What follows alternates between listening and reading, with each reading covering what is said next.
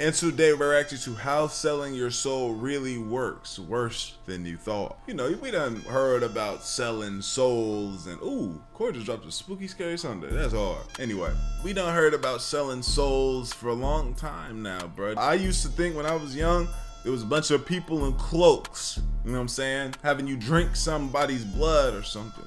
Or I remember I also thought that Satan pulled up on somebody and was like, hey man, I got something for you. You know what I'm saying? But let's see how it really works, man. Let up. I sold my soul to the devil. Hey. I know it's a crappy deal. Used to came with a few toys like a Happy Meal. Like whereas fame used to be the byproduct of success, and now it's the ultimate goal. And if your ultimate goal is to be famous, then you're gonna do a lot to get there, like sign your name in blood in a contract with the devil. Damn. Where are you at saying this? Activision? You already know whoever was hosting this event was like, hold on. Man. No. Like you're gonna end up on a one-way. But she's for real though. I've never met somebody that was like, yo, nah, I want to be so, like, forget everything. My main goal, I want to be famous.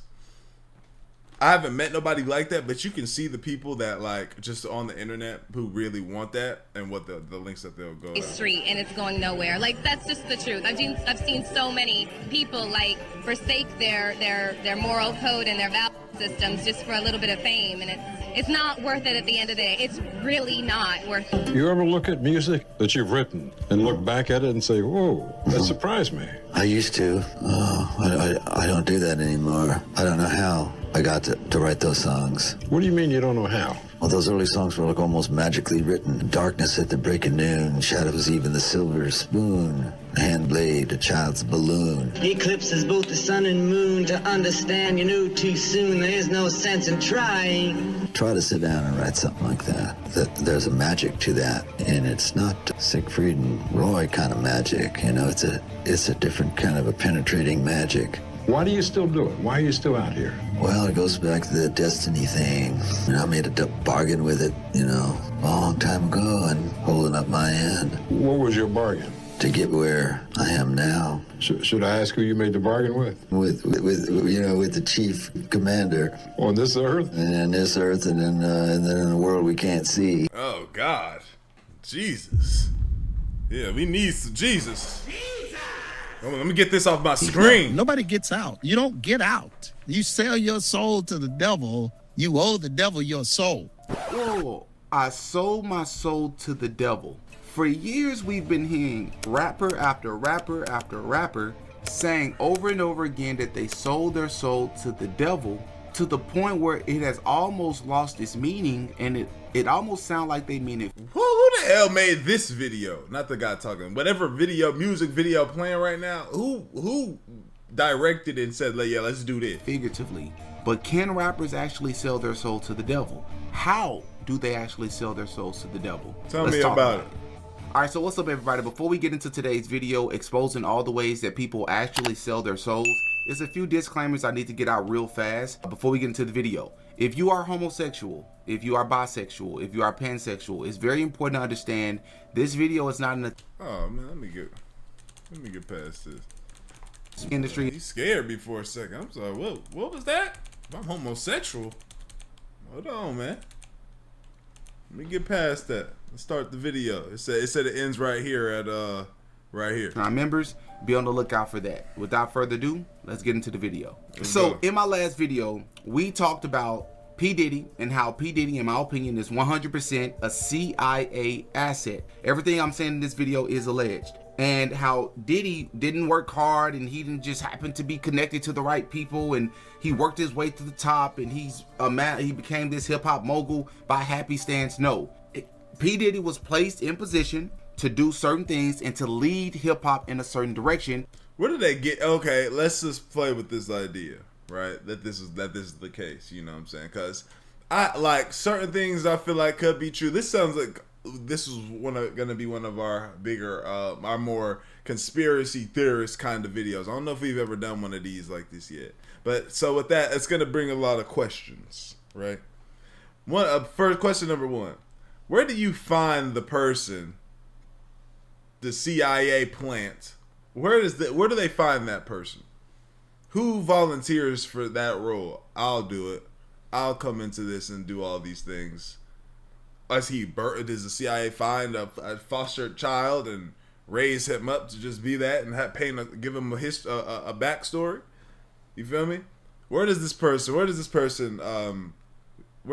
found? And he 100% did that. He played his part in leading the masses in a certain direction by the way of hip hop. Much like how there are many artists. We also talked about in my last video how there are no new people in the industry, so to speak, because a lot of people in the music industry are already connected to the people that's there. You got people like Sexy Red. Sexy Red already had her record deal before she even became famous, before she even blew up, before she even had a hit record. I'm going to say it again. This isn't a conspiracy theory. We talked about it on the channel because remember, Cat Williams, when he went on to the Shannon Sharpe show and went viral last year.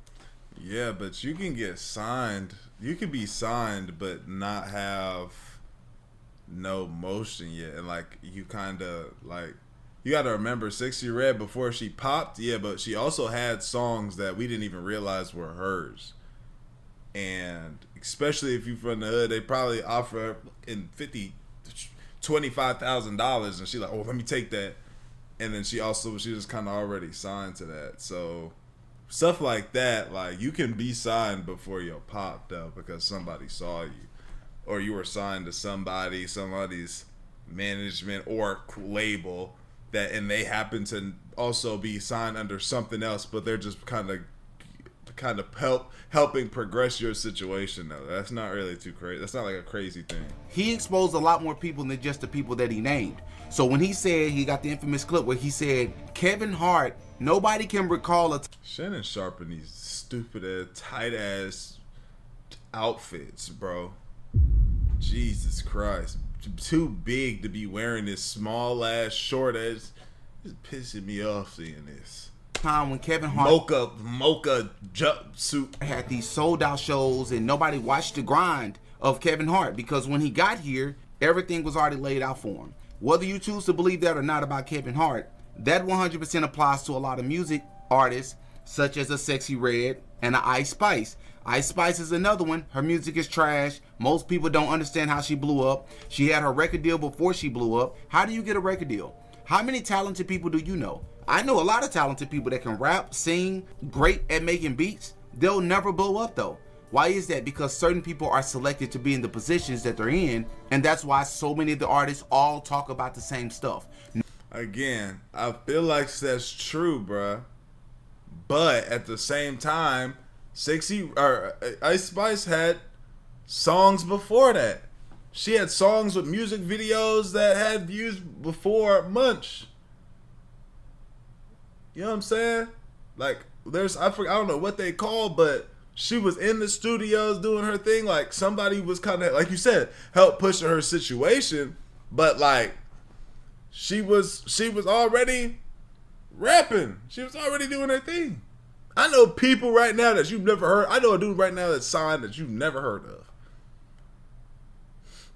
And it's dependent, and they start pushing you once they see like, oh, you got a song? Like, this is the way the music thing works, bro. And please trust me, because I was in the music thing.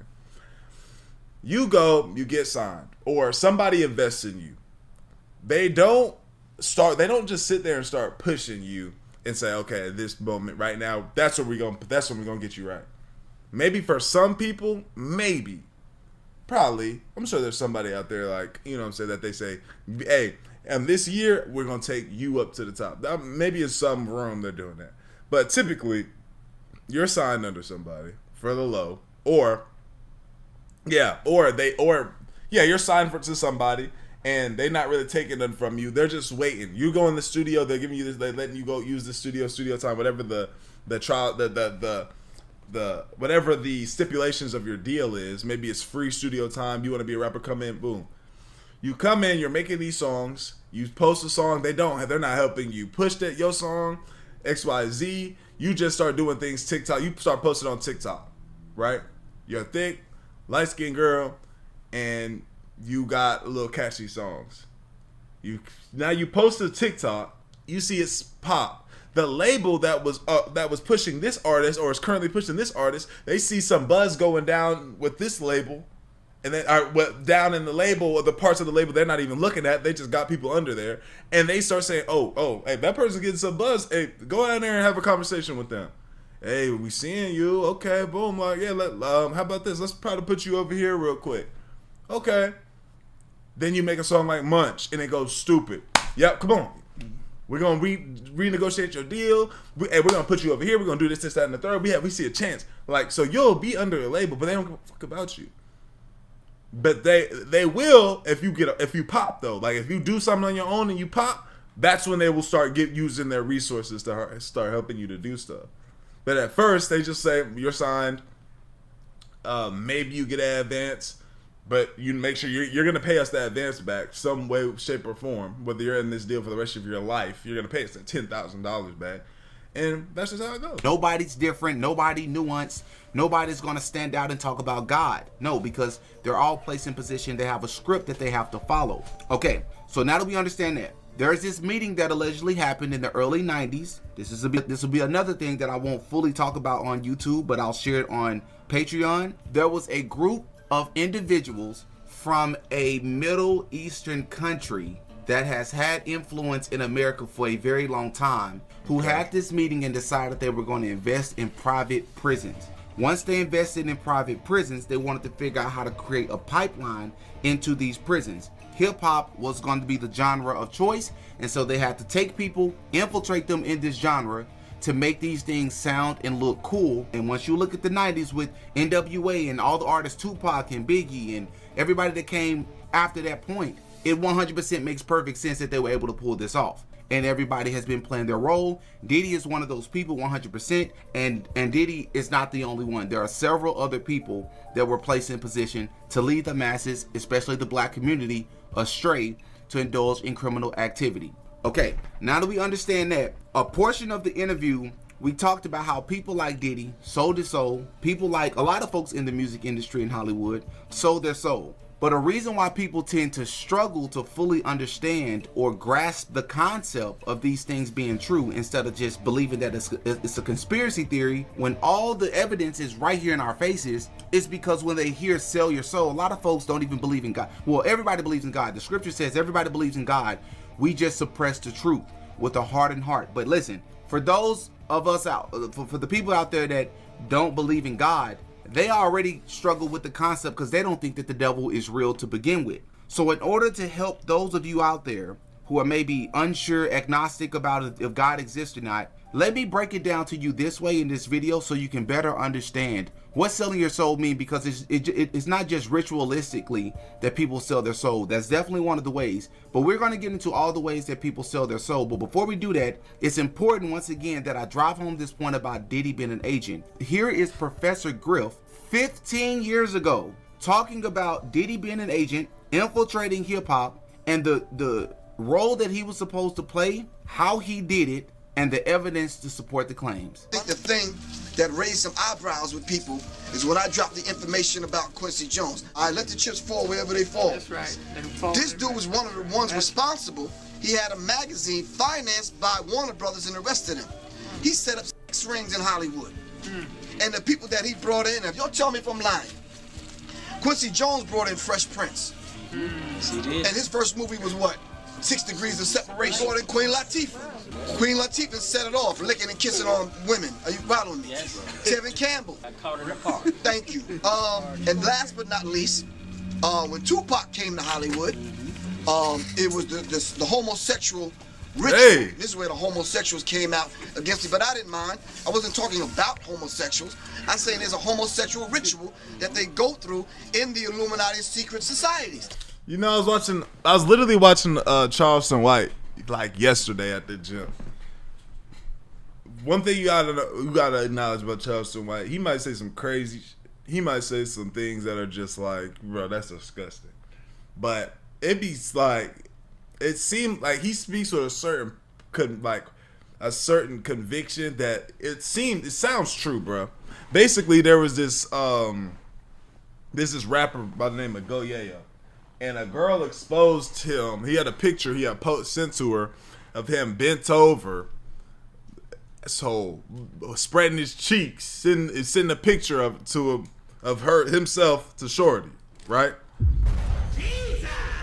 And Charleston White, he was really even though he don't even like Goyayo, there's a history behind that, but he was defending the fact that, you know, Goyayo's not gay. He's saying, like, you know, that, like, he just, like, butt stuff with women. Because at the end of the day, it wasn't a guy that sent that. It was a woman. You know what I'm saying? A woman sent that. And, you know, apparently a lot of these like getting that. See, I didn't know. All right? That's not. But anyway. So he was talking, but he ended up getting on the conversation of how in order to get to the top of the rap industry, to be like big, you feel me? When I say big, I mean like the top tippity top motherfuckers, bro. You feel me? You have to engage in some type of homosexual act. That's not like, or whether that's you doing something or you saw something. Like you have to see that, and he was saying, you know, it could be voluntary, it could be involuntary, like. He was like, no. He said everything's basically voluntary. He said you think they go to the Diddy joints, the Diddy parties where he doing these sick things, and you seeing and you looking in these rooms like, I forgot how he phrased it, but basically, yeah, you will be either you're in the act or you witness something and see it. You feel what I'm saying? And I'm just like, why does it have to be that? Like, why it's gotta be that? Why it can't be like it, we talking about evil, why it's gotta be that? Why can't it be, yeah, you gotta come over here and not say that I want it to be this, but you gotta shoot somebody or you gotta hurt somebody. You feel me? Like, you gotta hurt somebody. It's like, nah, you gotta, like, it's homosexuality. Why does that have to be the initiation fee? You feel what I'm saying? And it is. So when I mentioned that about it marrying itself on to hip hop, they said, well, can you prove it? Yeah. Go back and go online and read where Tupac said he was asked by Quincy Jones. Hey! When Tupac said no, that's when Tupac was marked for death. Why? Because Tupac was engaged to Quincy Jones's daughter. Quincy Jones's daughter was best friend was Aaliyah. Aaliyah was engaged to Dame Dash. Now, if y'all follow these people back, all of them either died or was brought to ruin. Who creates and manufacture these trends? Brothers of Sagging, which y'all know is nigga spelled backwards, right? And what they did was marry the criminal culture.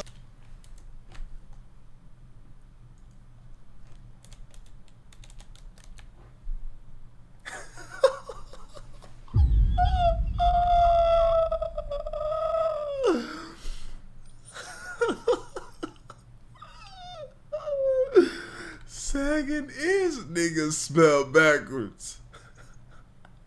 But what about sagging? You feel me? Sagging, that's how it really is. Sagging. But it's sagging. Come on, man.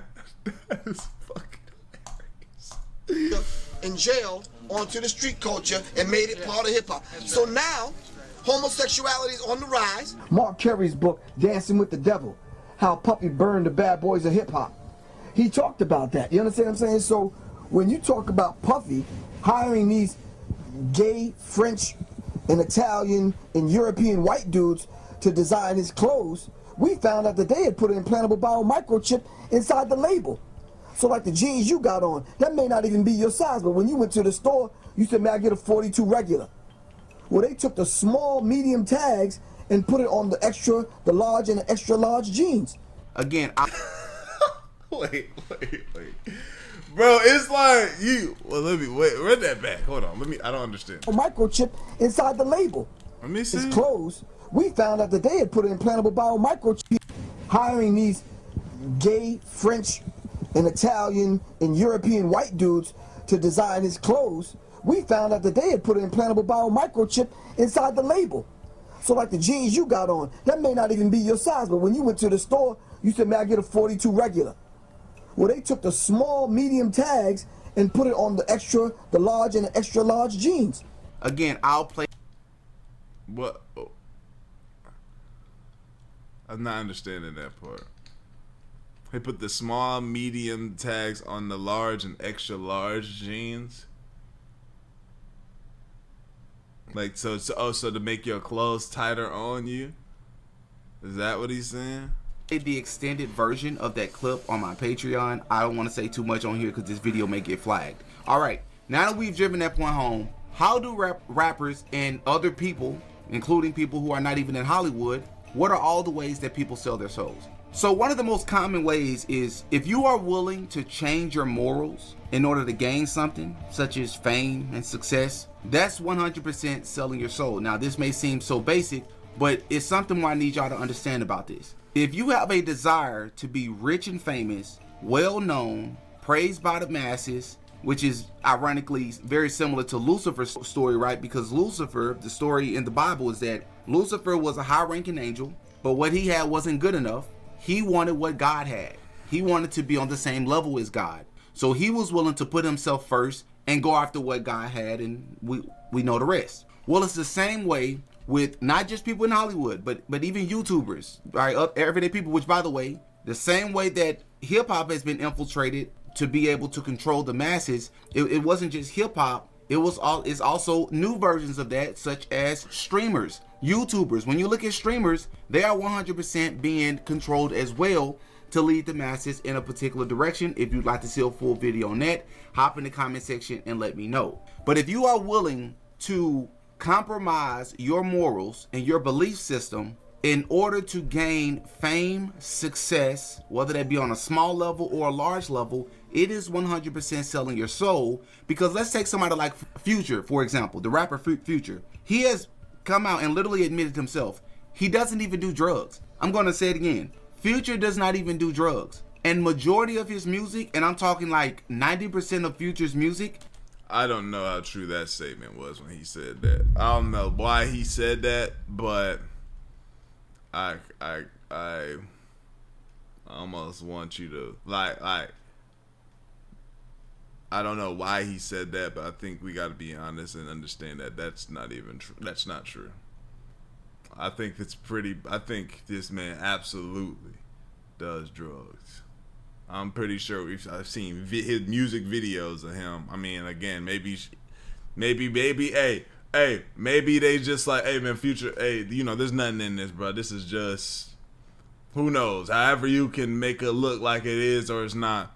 Maybe, hey, maybe. It's talking about drug use, heavy drug use. When you think about a person like Lil Wayne, never had these gang ties that anybody knew about. Many gangsters have come out and said, listen, we've never known him to be a gangster. All of a sudden, Wayne got teardrops. Religiously in Wayne's music, and I used to heavily listen to him, so I know, he got an infamous line where he says, I'm not a killer, but don't push me. Yet he got teardrops on his face. At one point in his career, when you think about Chris Brown, same way. Innocent image, all of a sudden, he's promoting the gang culture in his music, 100%. When you think about a person like 21 Savage, who has admitted that he didn't live that life, he literally said that there are certain things in his music that he didn't do himself, but he only talked like he did it in his music because that's what he was around. But he was willing to push it to other people, even though you weren't doing it yourself. Rick Ross, one of the biggest examples. Rick Ross was literally a corrections officer. But then when he blew up in music, he went from the Triple C's to now he got Maybach Music and all of that. All of a sudden, this dude is the biggest dope seller and plugged in with the cartel. I think I'm Big Meech, Larry Hoover, Whipping Work, Hallelujah, One Nation, Under God, Real N-words been from the effing start. Yeah. Bro, you were a corrections officer, dude. And you took your whole image from a real person, which, by the way, ironically enough, Rick Ross, the person whose identity and image he took to pretend like he was this gangster and this huge dope seller, the person that he was imitating was also plugged in with the CIA. Just like I proved in my last video by Diddy, it's the same thing that applies to the real Rick Ross, Freeway Ricky Ross. That's why he was able to... Imagine seeing somebody else, give me that, that's me now. And then becoming rich and famous off of it, while the other person, like, he's seen and known, but like he can't get that back because it's already too far gone. Like, you are no longer Rick Ross. Sells so many drugs across America and the urban community because he was being allowed to do so due to the war on drugs. Right. Or you even take a person like Pusha T. Every other song, Pusha T is still at the age of whatever age he is, 45 or 50, whatever age he is. 50. He currently still talks about selling the most dope since Eazy-E. What are you talking about here, bro? Why do you care to share that type of information in your music? You've never done that. It's impossible to live the street life and the rap life. So we know you're lying. Why is it so important to you to do this? It's not impossible. Look at Thug. Thug paying the price. You know what I'm saying? Everybody that's doing that pay the price though, but it's possible. It's because it's lucrative. That's why. It's lucrative. Absolutely. They have told them that this is what they have to push into music. They will be financially compensated for doing so. And on the back end, they believe that this will either consciously or subconsciously encourage people to indulge in criminal behavior, which will then populate the prisons. That's I hear you, my brother. I hear you. I'm enjoying your dialogue, sir. You know what I'm saying? I like to see and understand and think that way. You feel me? I can adopt some of that into my mindset. Like, it all sounds full circle to me. You feel me? It's sometimes hearing stuff like this, like, you almost don't want to believe it too because of how strategic it sounds. It's like scary to think like, bro, the plan worked. If that was the plan and it got executed so well, there was no hiccups in the plan. It seems like there was no hiccups. Everything worked perfectly. He's basically saying, this is to break down things for my own understanding as well as some of y'all's. He's saying that one day there was a group of people that met up together, Middle Eastern, and they invested in prisons. To put more people in prison, they started to they made sure to put money behind promote the activities that will land you in prison in the music that is given to us today. Even though the people that are making the music don't do that, or maybe don't do that anymore, but they have some type of experience, so that way it feels real in the music, to ultimately make people listening do the things in the music. And we got to be honest, music is very influential. I done been in the car when I was serving. Been in the car hearing music, hearing some Young Dolph, or hearing something trapped together, and that's my motherfucking brother, me and my dog in there. We really trapped together, do what we do, and essentially got me in trouble. You feel me? I was influenced, wanting to be trapped even harder. So I feel like there's definitely truth. There's truth there, bro. There's got to be something there. It's too coincidental. So this is a form of selling your soul as well. Because if you're willing to pretend to be something you're not, promote a lifestyle you don't live, act like a fabricated version of yourself out in public and in interviews, just like you do in your music videos when you're literally just in character, encouraging others to indulge in behavior they know is destructive, all at the expense of the people that they claim to care about, that being their fans or their own people. Which is funny enough because rappers, there's been this rumor around rappers for the longest where it's been said that a lot of rappers aren't even rich. They don't even have the lifestyle. They don't even live the lifestyle that they pretend like they live. That's true. A lot of rappers are not like, they got money, but whether it's due to their own mess ups or they're like, them deals are not as big and they owe a lot of money. They owe a lot. So they're not even as rich as you think. You feel me? They rich. They have money. But they're not as rich as you think. And they owe that. They want other people to believe that they live this way. And one of the more popular ways that people typically sell their soul, or at least what people think about when they hear the term selling your soul to the devil, is contractually, right?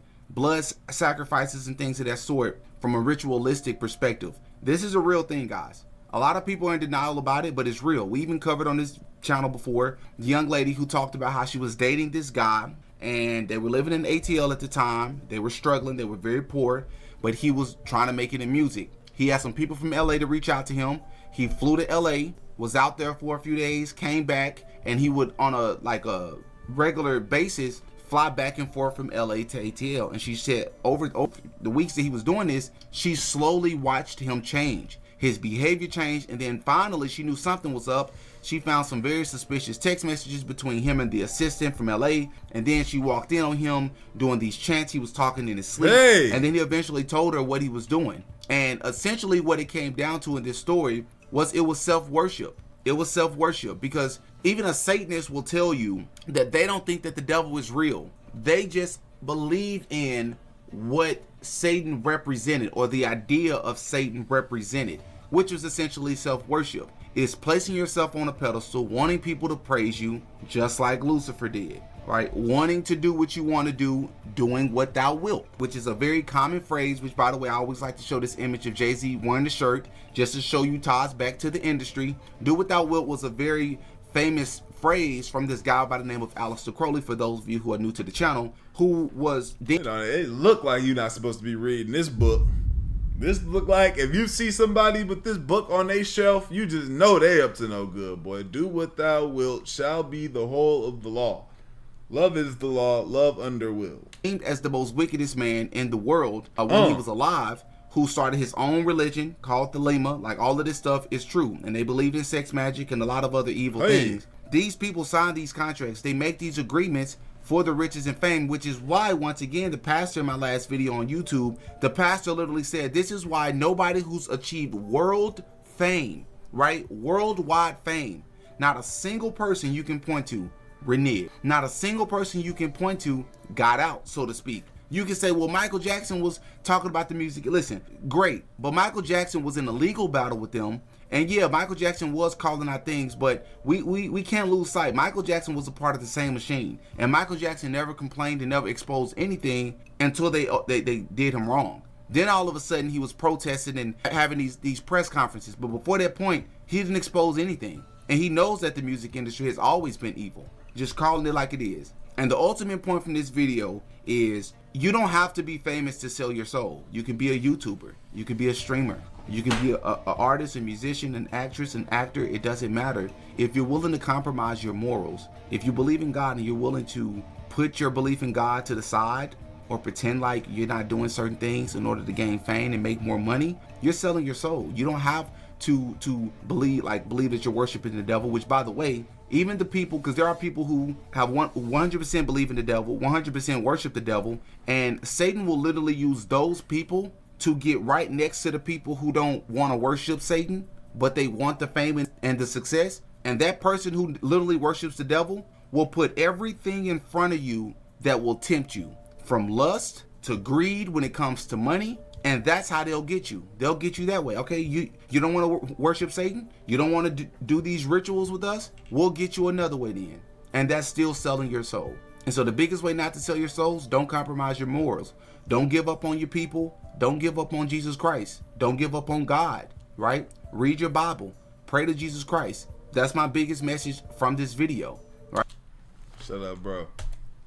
Shut up, bro. Great video, man. Thanks for putting us on. I appreciate y'all. Great for y'all to put no Diddy. Here we go, man.